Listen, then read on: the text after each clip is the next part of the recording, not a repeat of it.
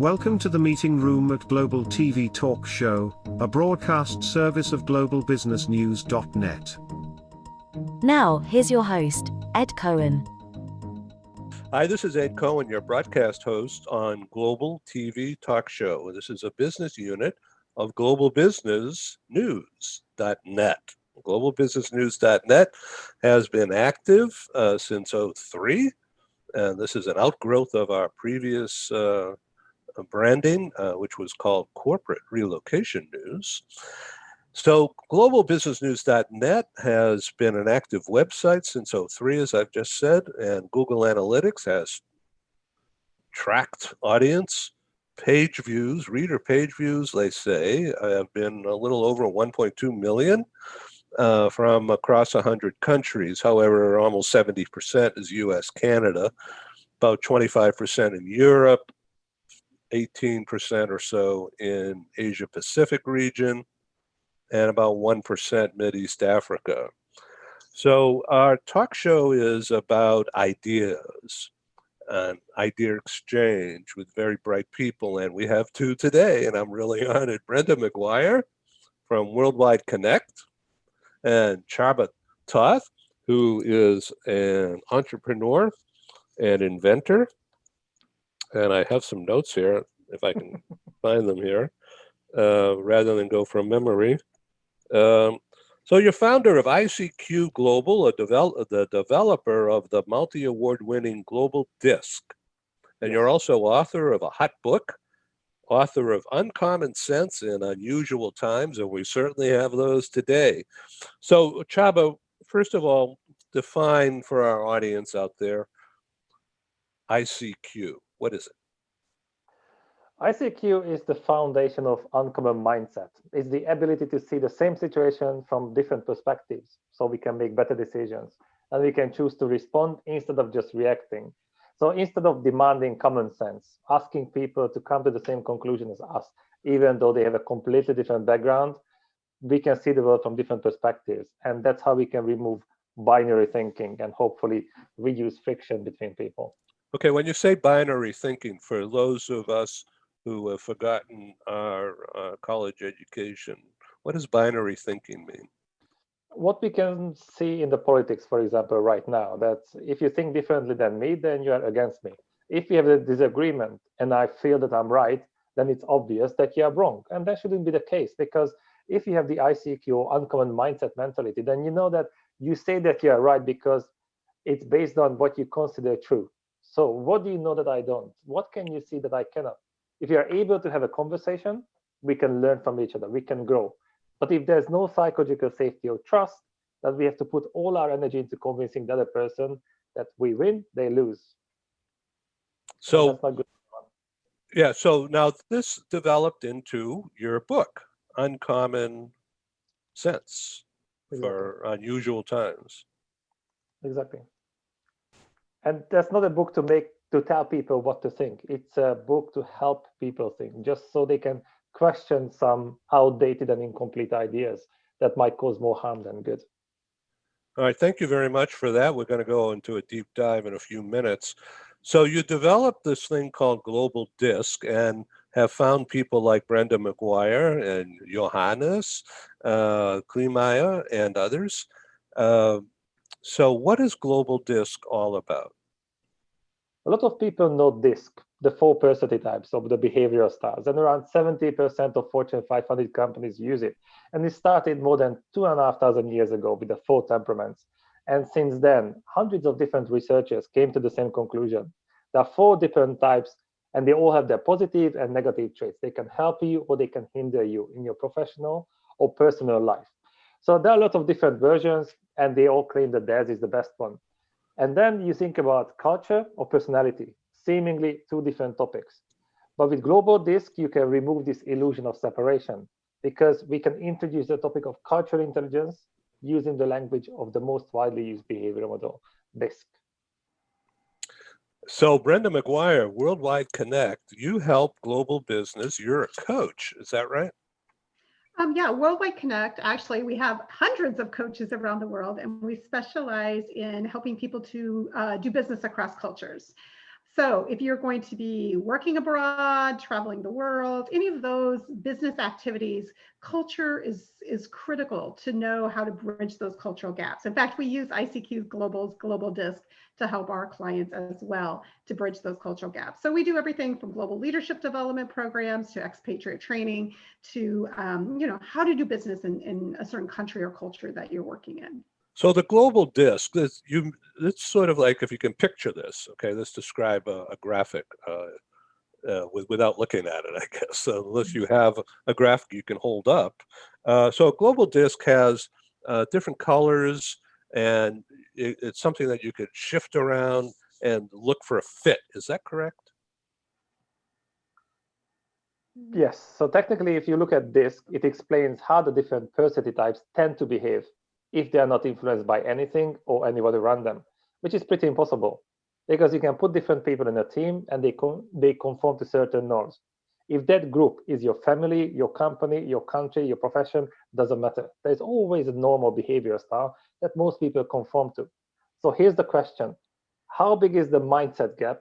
So technically, what's natural to you, what is personal to you, and what is normal around you? How big is the gap? The bigger it is, the more draining it is for you. The more you trigger other people, and the more tired you get, technically. So you feel like you're. I mean, this.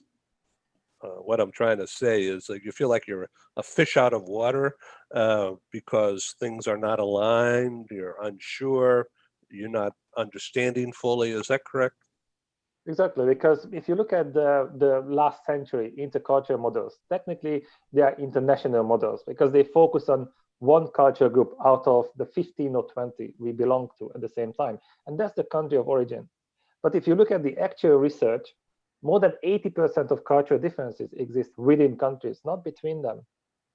I mean, if the country-specific approach was correct or enough, there would be no millennial issue, for example.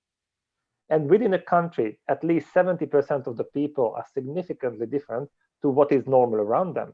And that also makes sense because you didn't choose your country of origin. You didn't choose your gender or generation. But even if you are completely different, you have to learn how to navigate efficiently in that environment. So your personality determines how you want to behave, and your environment, or we can call it culture, determines how you should or technically have to behave. That's why they can never ever be separated. So, Csaba, do you think this kind of thing could be taught in high school?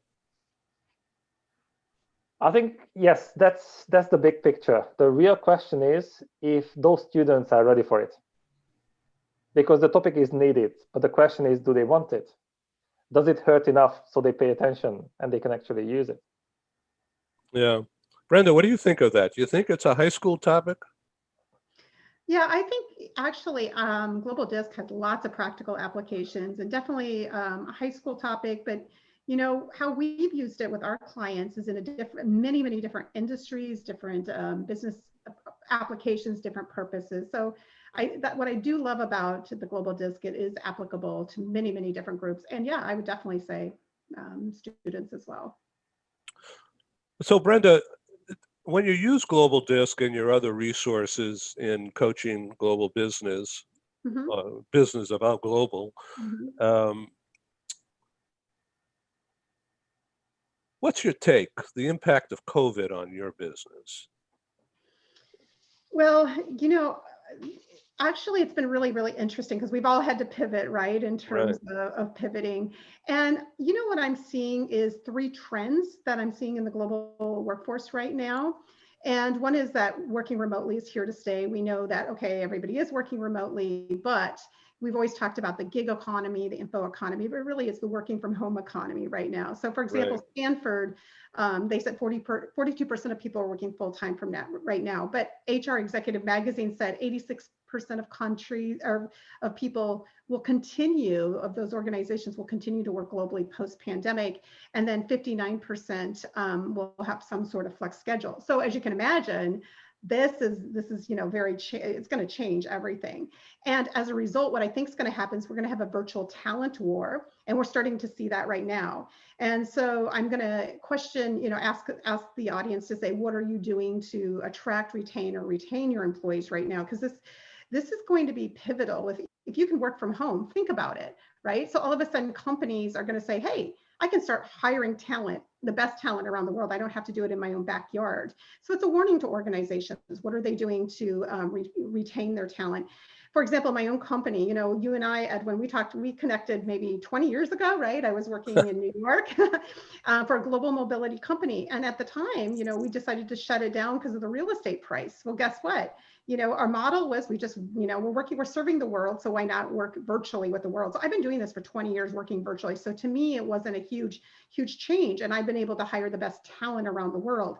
Now, that said, it is something that companies need to take to really think about. For example, my husband, he works for a company in Des Moines, Iowa, financial services company. Well, all of a sudden, that company could say, you know what? Oh, the next opening that comes up, we can hire somebody in another country. It doesn't have to be in Des Moines, but vice versa. He could be poached or taken from another company in another country. So I think that's going to be really big.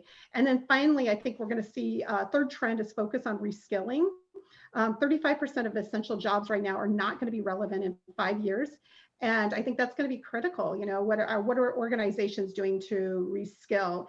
And one thing, and so to kind of go back to your question about the global disc, what I have found fascinating is people, before we usually have like HR or global mobility reach out to us and say, hey, Brenda, can you help us develop our global workforce? Now I'm hearing people coming to us individually saying, hey, I need to reskill my own. So we've been using the global disc both with groups, but with individuals too, to help them develop their global leadership skills, their cultural competencies, to help them to reskill for this new global new normal that we're working in. So, Brenda and Csaba, please respond to what I'm trying to say here. The pandemic has wrecked most of the economies in a lot of places, but in pockets such as yours, and even with my own reinvention, my pivot into doing video conferencing, I never did it before. I was afraid to be on camera. I've grown used to it. I trained myself to look at old Johnny Carson reruns and looked how he was a host. And now I look at the different news shows on TV and cable TV about how they manage their videos, links, and conversations. And I've been adapting to the new world. So I'm not the only one doing this, but a lot of the population, if they want to get a job, they're going to be working from home using Zoom or some other similar technology. And they're going to have to relate to people while looking at this green dot and not at the screen. So, all of this is called media training, but, that's highfalutin and fancy. When you talk with people about global business development and global business communications, cross time, cross silos, cross borders, cross cultures, what do you tell people who are not into using this medium and they want to go global, they want to do virtual, they want to work in, say, China, but they're in Brighton, or they're in Des Moines, or they're in California, yet they're going to be working in those places virtually? My suggestion is that we should start at the bottom, almost like a grassroots approach, because before we want to manage people globally and inspire millions of people, let's get along with ourselves first. Let's get along with people around us, and then we can do it. So that should be the foundation, which is often missing. That's a good one. Yeah. Because we work with so many people who want to be motivational speakers and big global managers, that they cannot get along with their own family. And they think they are inspiring. Even if you look at the McKinsey research, around 80% of the leaders believe they are inspiring, but less than 10% of employees think that's true. I mean, that's kind of delusional. Even Marshall Goldsmith said that 70% of his clients believe that they are in the top 10%. That's kind of impossible. So there is this mindset gap that people rely on common sense and good intention, and it majestically backfires. Yeah, yes. So, do you teach self-deprecation? When we do the training, then technically we have 4 steps, and it's very simple. And it starts with the most difficult one, mindset. Because how can you fix something if you don't know how it works? Yeah. So we have to focus on that first. And this is what most people don't want to do, because personal development feels like a slap in the face. It's not meant to be pleasant, but it is positive. But we have to power through that. And this is what most people want to skip. And they are passionate about learning how to manage other people. But I said, would you let other people manage you? No, that's different. I said, okay, No. that's interesting. Me? Sorry. No, of course not. How dare you? You know, if they disagree with me, that means that they are not smart enough. No, they don't have common sense. That's the assumption. And I think that is the problem. So this is how we start. And then step 2 is uncommon mindset. So technically, we learn about other people's common sense, because personal and cultural differences are just clashes of common senses. And if that's how you look at the topic, you can remove this illusion of superiority that I'm right, you're wrong, you nothing. So after step 2, step 3, how you can get along with yourself and others. Step 4, get ahead. And there's no shortcut here, no hacks, no tricks. These are the steps. And often that is the missing part. Most people cannot even stand themselves. There is this low self-esteem, the lack of self-inclusion. And the problem is that it affects everyone around them. If you cannot accept yourself, how can you be inclusive towards others? How can you be supportive in a healthy way? If you don't know who you are, what you stand for, and you're not okay with it, then you have to bully other people to feel important. Or maybe you have to hide to feel safe. Excellent options, but they're not sustainable. But once you know who you are and you're okay with it and you work on it, then that is stable. That is the foundation.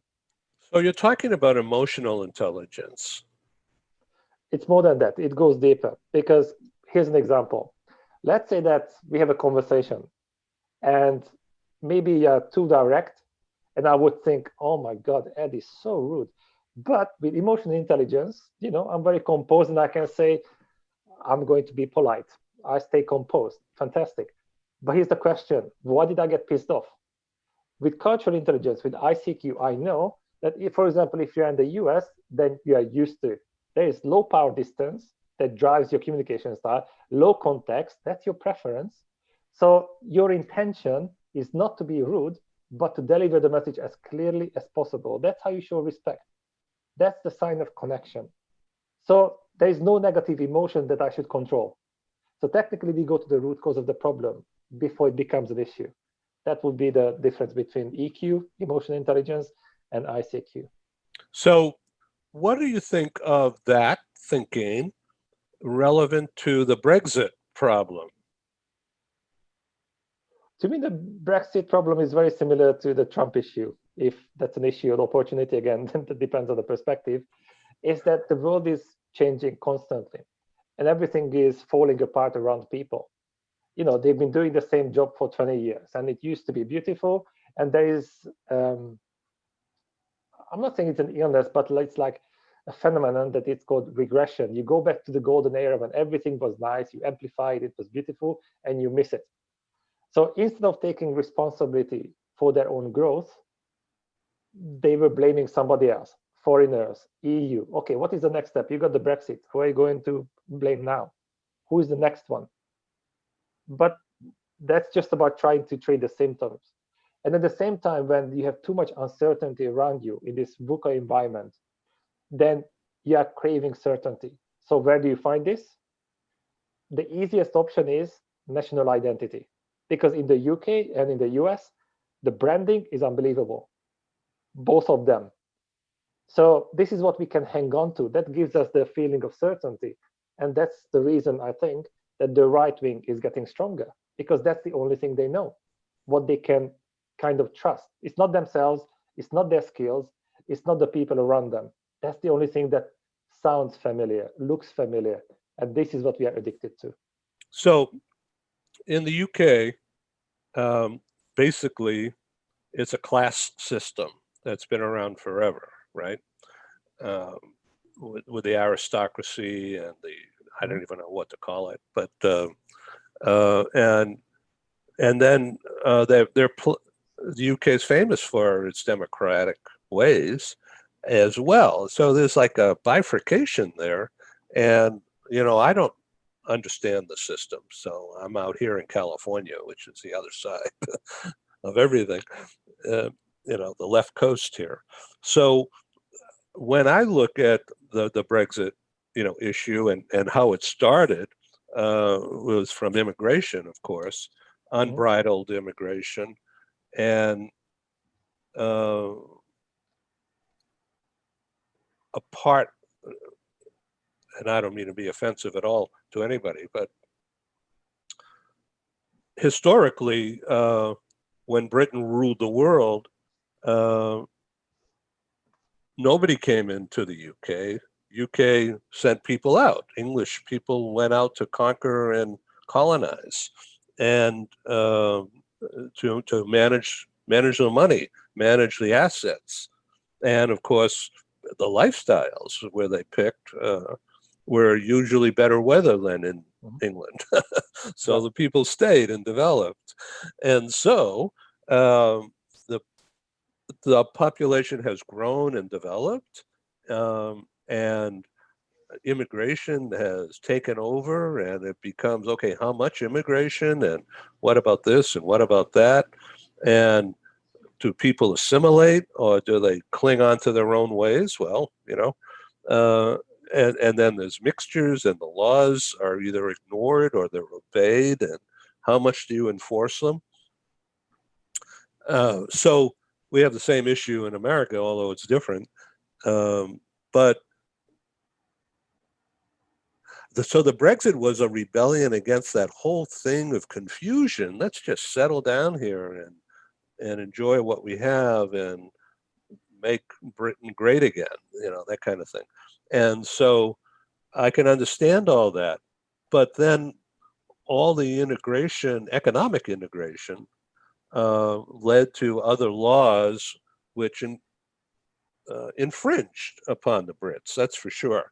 Too much control from outside in people's lives, when the whole idea originally was a trade union of some kind. Yep.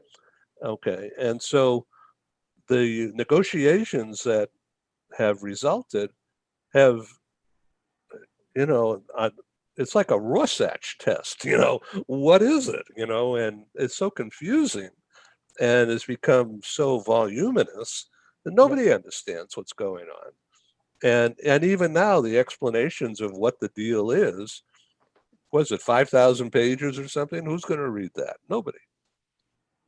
Yeah, it's difficult, and I don't think that there are any benefits. And at the same time, the people who voted for Brexit, even if you just look at the Google research after the referendum, they started Googling, what is EU exactly? What do we get? Because it was not against the EU, but against the government as well, because nobody believed that it's possible. So in a way, it was very similar to what happened in the US. It seemed impossible, and then suddenly it happened, and what now? And then they had to manage. So it was very similar in that way. And what do we mean by democracy exactly? Just like in the US, it was almost 50-50. So half of the nation didn't want it at all, wanted the exact opposite, just like in the US. Is it good? Is it bad? Both of the countries are pretty divided. Yeah, well, just look what's going on. Well, today is January 6th, and in the US, we've just had this special election in Georgia, and it's just amazing how close, legitimately, how close the vote has been. It's just amazing that it could be so close. And, Joe Biden has been known as a compromiser and negotiator. And now a word from our co-sponsors. Our programs wouldn't happen without the wonderful support of our advertisers. Here they are.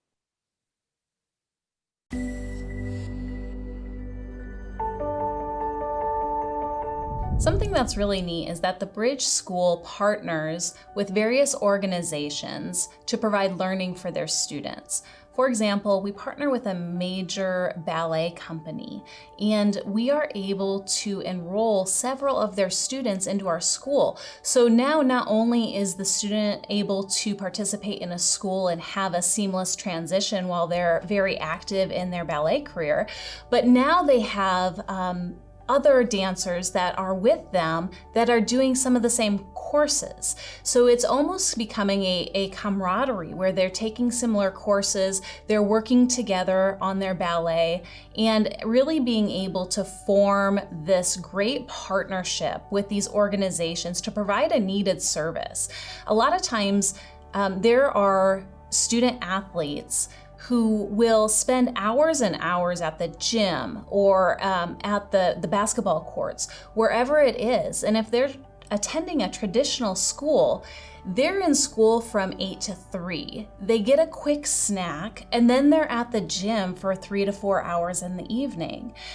Coming to us and having that partnership, they're able to break that up throughout the day. They can have a morning practice, get some schooling in, have an afternoon practice, finish their schooling in the evening. So there's that flexibility. And additionally, if there are tournaments or performances, it's fantastic because if there's a week where they have shows straight through, they can take that week off of learning and then pick back up when they're done. So it offers this great flexibility. And for the program owners of these sports leagues, it is a win-win situation for them because they see this need. They see this need that their students need to make sure that they are obtaining the grades necessary to be successful adults in our country and in other countries. But it provides them an environment where they can be successful at both.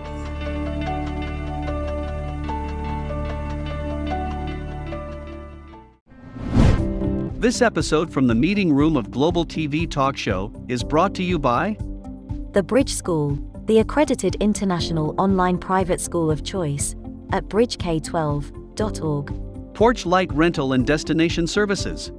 Reduce your renter lump sum or managed relocation costs. Visit them at porchlightrental.com. Cube Monk, featuring the world's first smart cube. Track your goods with our advanced GPS system. Welcome to the future of moving and relocation at cubemonk.com. Primestone Partners, featuring corporate, government, and developer housing solutions, as well as senior-level advisory services. Find them at primestonepartners.com. And by heirs.com. With our full range of services, we can help design and manage your international relocation. Find us at heirs.com. Insured Nomads provides protection and peace of mind, with health insurance, travel insurance, group, or tailored insurance for the globally mobile. Visit us at insurednomads.com. And by International Auto Source. We are the vehicle experts for expats, featuring all major brands of automobiles with flexible solutions and financing. On the web at intlauto.com. Hi, my name is Christine. I'm a nurse from the Philippines, and I got to know IAS through Worldwide Health Staff Solutions. And I want to thank IAS, especially to Matthew, for helping me get my car stress-free, headache-free. And so I just want to show you the car that I got.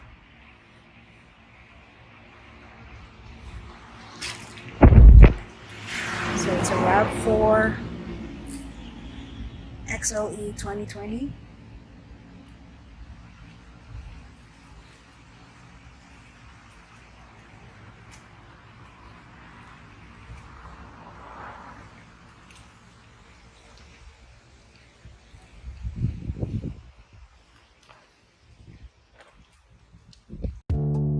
As an expat moving to the USA, relocating is exciting, but it can also be stressful.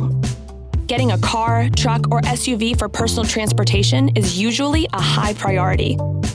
That's where International Auto Source comes in. We make getting the vehicle you want for your work assignment or academic program easy, so you're ready to drive when you arrive. Our product specialists have helped over 50,000 expatriates with their personal transportation needs, making us the largest international auto retailer in the world. International Auto Source gives you flexible payment options to buy, lease, or rent a vehicle from the world's leading auto brands, arrange financing on a purchase or lease without a U.S. credit history, social security number, or driving record, get full insurance coverage, and get approved easily through our low-rate factory-backed financing programs. And because we're an authorized distributor of the world's leading automotive brands, our no-haggle prices are competitive, and the buying experience is hassle-free. We'll even guarantee your new vehicle will be ready the day you arrive. With over 20 years of experience in the global community, we are the vehicle experts for expats. We are International Auto Source.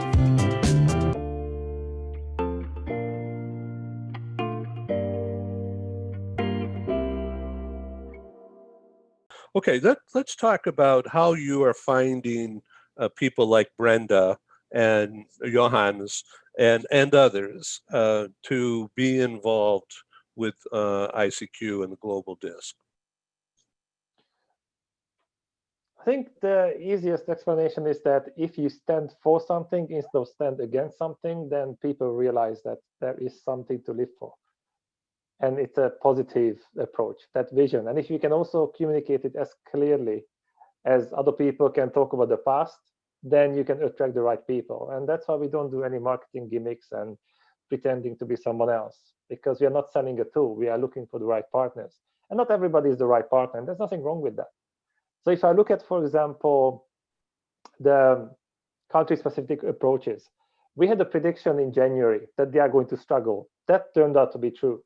Some of them, one of the most established companies, disappeared last year.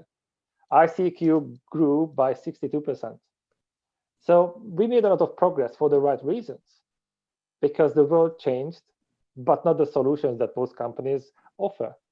And a lot of people had to leave or wanted to leave the corporate world. And they realized that there's a better way of doing things. And these are the people who have the experience, they have the drive, and they want to make a difference. So if they partner with us, they get everything on a silver platter. They get a business in the box, so they don't have to reinvent the wheel, so they can focus on what they are passionate about, what they really care about. And I think that's how we can create synergy. That's how I find them. Interesting. Well, I wish you well on this. So you're constantly renewing, rebranding, or reinventing, and being very sensitive and flexible. Yeah, exactly. This is the point, that this is what we always say, that we are smarter together. And it's not just a slogan. It is true. Every month when we have a meetup with the licensees, we come up with ideas, a new research, a new function. That's how we update the online portal. I ask them, what do you need? What you're missing? It doesn't get more lean than that. And I never want to be the kind of company that the ones I left before, because they were so uptight and narrow-minded, but they teach other people how to be open-minded and flexible. I said, that doesn't make sense. You know, I was on your site earlier, and I copied this down here, so I'm looking at my notes. And this is a quote from your website. I guess it's from you. I lost my first business because I thought speaking the same language, having common sense, lots of qualifications, and good intention were enough to lead and serve people. I was wrong, and I realized most leaders and entrepreneurs were struggling with the same problem. So I wanted to find a solution. So here we are today, having this conversation about the same thing. Yeah, exactly. Often people don't even know that they have a problem because they accept it. You know, when people get used to the pain, they don't know how much damage has been done. And that is dangerous. So that's why I think when we do the webinars, they read the book, then they start thinking and they realize that there's a better way of doing things. So instead of telling people that, listen, yeah, wrong. No, because people get defensive. I'm going to ask a different question to present the same situation from a different perspective, and then they can work out the answer. And that is impactful. So in the background, we have Brenda McGuire, who's having some video issues. Brenda, you could use your microphone and join us as a radio participant, just voice and not video, if that's what your computer issue is. So why don't you unmute the mic and you can join this conversation? We welcome you. Hi, Ed. I am here now. Thank you. Oh, good. Well, you sound terrific. And so you've been hearing this yakety yak between Csaba and I. So why don't you jump in and make some sense out of that, or take us to another place? Well, one of my areas that I'm passionate about right now is goal setting in the global workforce, right? So I think that's your theme too. Good. So I would say three things that people need to be thinking about in terms of goal setting is number one, training new skills for a new world. Number two, conducting a cultural competence audit. And number three, preparing their workforce to work virtually. So you were talking earlier about some of the skills that we need. Well, according to a Forbes survey, there's 8 skills that are going to be needed for this new normal. Okay, number one, adaptability. Number two, flexibility. 3, tech services. Number 4, data literacy, critical thinking, digital and coding skills, leadership, and AI. So those are the skills that you're going to need to train the new global workforce for. I'm also going to suggest empathy, patience, mindfulness, resilience, and of course, cultural competence, because that's what Worldwide Connect does, right? So speaking of cultural competence, that's a huge area that needs to be considered for your new global workforce. And I would encourage you to conduct a cultural competence audit. And I really would like you to take a hard look at what, any of your employees who are working with the world, multicultural team building, working with international projects, serving customers or clients, because you need to see, do they have the skills that they need to be successful when they're working with these other countries or cultures? Do they have a global mindset?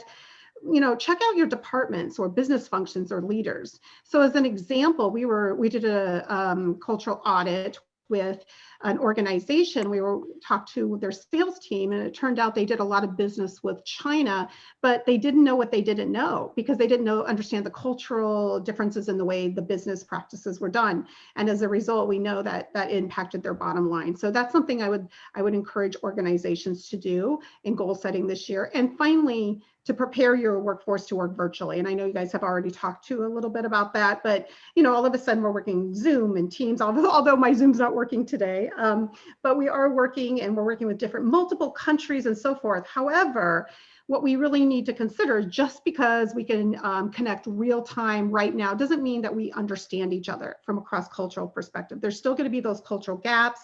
Do we know how to communicate? Should it be directly or indirectly? Should we do eye contact? How do you build rapport and so forth? Again, the global disc would be a very helpful assessment here. But I do think that we're all learning to work virtually. It's not just about the camera and all of that, but it is about how do you engage and connect with customers and clients worldwide. And in fact, that's one of the number one requests we're getting at Worldwide Connect is, hey, Brenda, can you help our team to work virtually worldwide? In fact, we're working with an Iowa Economic Development right now. There's 4,000 companies, and they're struggling because they're used to meeting their clients at trade shows, at different events and stuff. But now all of a sudden they have to engage for the first time working virtually in getting new clients, and they're really, really struggling. So they're bringing us on board to help these organizations to be more successful in that area. So again, just the 3 areas I'd suggest for goal setting for global workforces: make sure you train your new skills for a new world, conduct a cultural competence audit, and finally prepare your workforce to work virtually in the world. Brenda, one of the things that you mentioned was, like, for instance, China. Let's just use that for an example, and this concept of guanzai. And, loosely interpreted, that means relationships, right? And family. Right. So how do you do that virtually?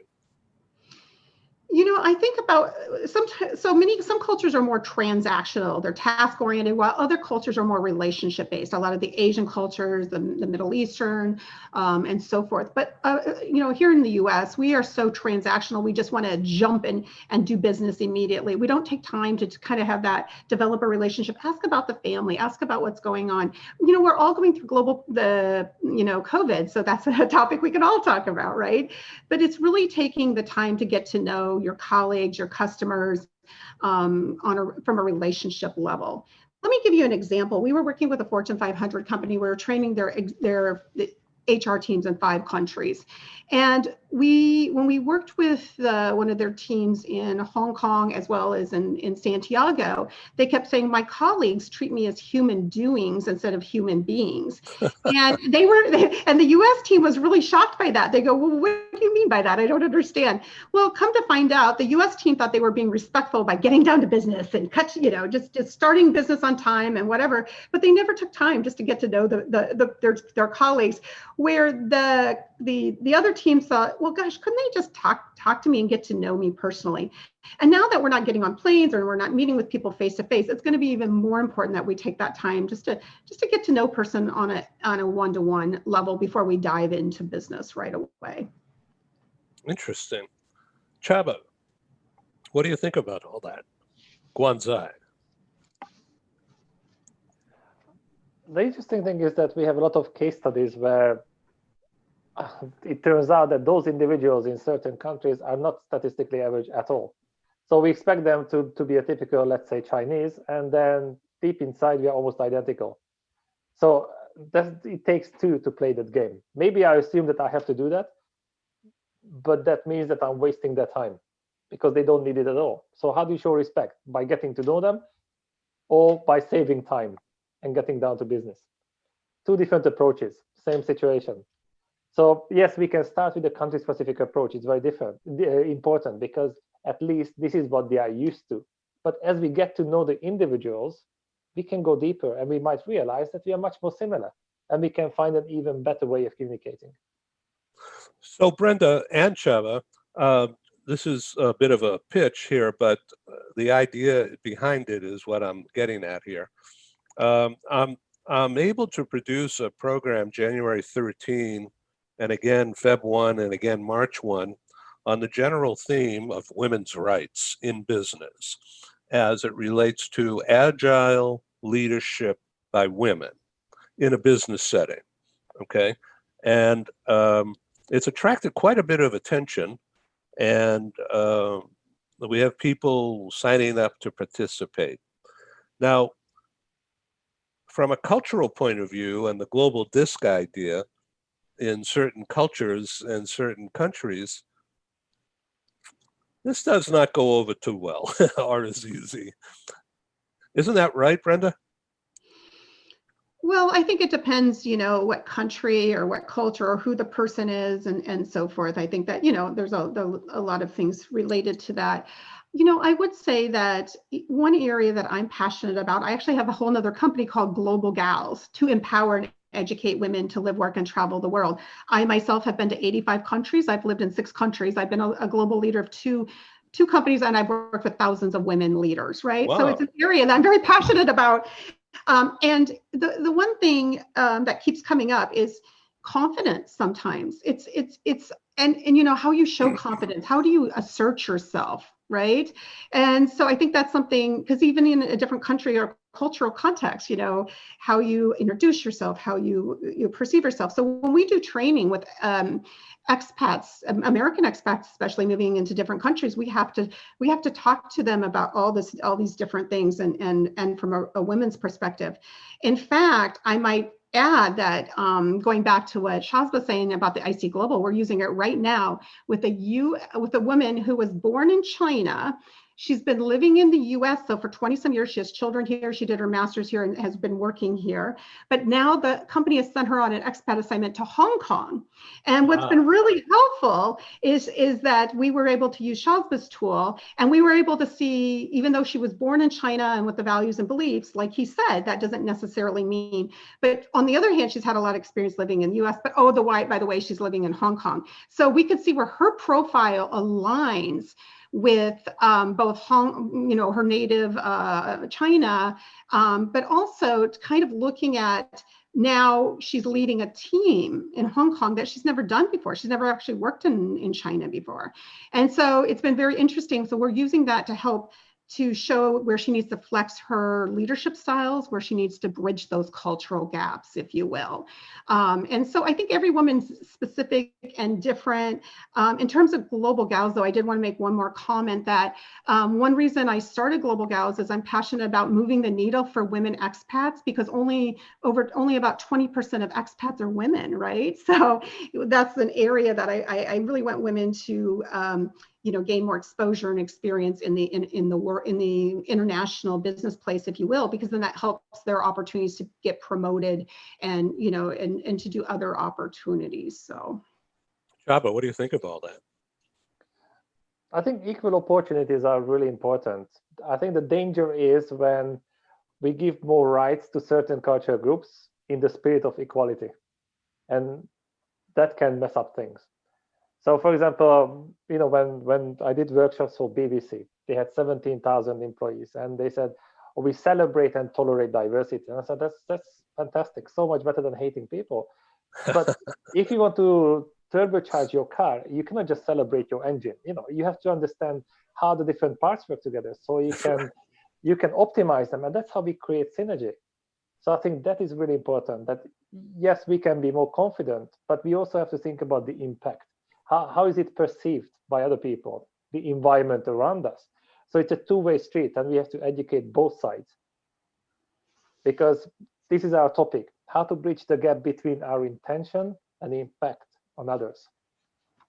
And that's often important. Boy, I think you just named your next book, Bridging the Gap. Minding the gap, that would be more Oh, British. Minding the Gap. Oh, that's better. Yeah, Minding that gap. So I thank you very much for being on Global TV Talk Show. We could go deeper. What's really interesting, maybe we shouldn't even talk on this, but China's cracking down on Hong Kong. And again, today is January 6th, 2021. They've had a hands-off attitude, and now all of a sudden they're roaring. Chinese dragon is roaring over Hong Kong. So there could be a mass exodus. You think they'll let people out? Where are they going to go? Maybe they'll come to Britain. Who knows? But it's really strange times that we're in, talking about cross-culture, the impact of politics, the business situation, the virus, and the impact on the economies. So much convergence and change and uncertainty. How Brenda, how can people get a hold of themselves and not panic? It's interesting you say that. I'm going to take it in a little bit different direction. And I'm going to say, you know what, we are navigating in some really uncharted waters or territory, if you will. And not just with China and the situation or the political situation in the US, but in general, we are going through some really crazy things in our world. One thing, I'm based in Des Moines, Iowa. I grew up in Iowa, spent my whole life trying to get out of Iowa. And the one thing that you may not know about me is I spent a year of my life on the ocean. I've sailed around the world 3 times, right? Wow. And during that time, I learned a lot of life lessons that have served me well. And that's navigating, whether it's a political, a cross-cultural, all the different challenges. I feel like it served me well. In fact, in February, I was speaking at the World HR Congress in Mumbai. It was like foreshadowing. I built this presentation about, comparing like being a leader to a shipboard analogy, right? In that we're sailing, a lot of times we're sailing towards uncharted territories. Little did I know a few weeks later, the pandemic would happen, and that would be even more so the case. And I talked about how, as leaders, we often have to sail in rough seas, right? And the one thing I want to talk about COVID, it's we're not always in the same, we're in the same storm, but not necessarily the same boat. So what I mean to say is, for HR and global mobility leaders who are listening today, how does this impact you? Whatever you're navigating, you are the captain of your ship, whether it's your personal life, whether it's your department, whether it's your organization. So when you're coming up against any of these challenges and what the world's going to look like or your organization, as the captain, remember, you're navigating a new business world. You have to chart your own course. You have to make sure you have skillful sailors on board. You have to make sure you're sailing in the same direction. You're not going in circles or just out there, drifting, if you will. You have to make sure you have the right crew on board, right? So some of them are going to be jumping ship, but maybe you need to throw some of them overboard too yourself. You have to be aware of the pirates. What are some of the competitors or some of the challenges coming at you? Anchors. This is a good time to look at your mission statement, your core values, and also your compass. That might be your company's vision or your GPS. So these are things as a leader to navigate whatever you're navigating right now to use some of that, use some of the same analogy. But the one thing I learned is there's good news in that there will be smooth sailing ahead. And, I spent a lot of days in rough seas. And in fact, even Hurricane Mitch, I was on a ship during that. But the one thing I know is there's going to be smooth sailing ahead. So that gives me optimism, that gives me hope. And, the world's got a lot of challenges and problems, and even with COVID, I do think, just keep the faith. We're going to have some smooth sailing ahead.